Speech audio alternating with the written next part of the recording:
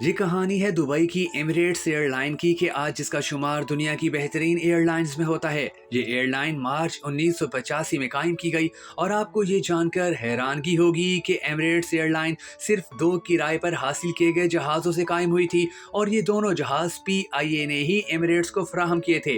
न सिर्फ जहाज़ बल्कि इन जहाज़ों को ऑपरेट करने के लिए अमला भी PIA ने ही फराहम किया था। एमिरेट्स एयरलाइन की पहली फ्लाइट दुबई से कराची 25 अक्टूबर 1985 को चलाई गई। पहली फ्लाइट का अमला और पायलट भी पाकिस्तानी थे और पहली फ्लाइट में खाना भी पाकिस्तानी ही सर्व किया गया। इस पहली फ्लाइट में मौजूद एमिरेट्स एयरलाइन के सरबराह भी मौजूद थे।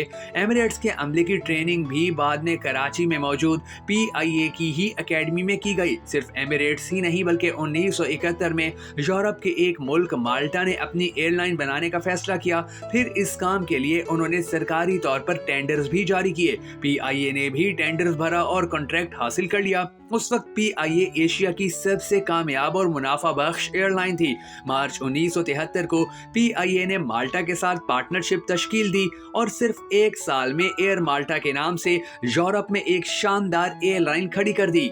1 अप्रैल 1976 को सिर्फ 1 साल बाद PIA ने एयर माल्टा का पहला तैयारा टेक ऑफ करवा दिया। इसके अलावा PIA ने सिंगापुर एयरलाइन बनाई, कोरिया को एयरलाइन बनाने में मदद फराहम की और मलाइशियन एयरलाइन को खड़ा किया। PIA ने दुनिया की 5 बड़ी एयरलाइन के अमले को ट्रेनिंग भी दी।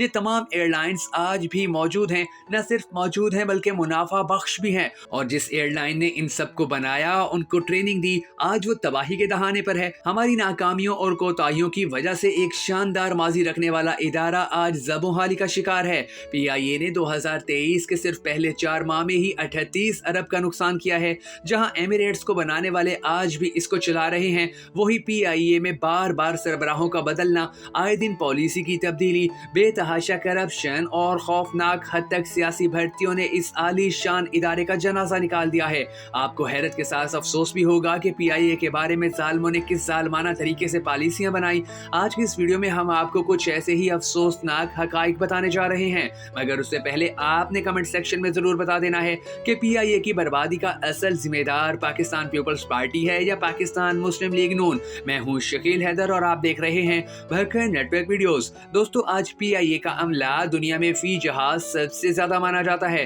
14 अक्टूबर 2023 को एक्सप्रेस ट्रिब्यून में शाया होने वाली एक रिपोर्ट के मुताबिक PIA के पास 37 जहाज हैं, मगर इनके पास कुल मिलाकर 11,000 से ज्यादा का स्टाफ है। आज 37 में से सिर्फ 22 जहाज फंक्शनल हैं, जबकि बाकी सारे जहाज बंद पड़े हैं।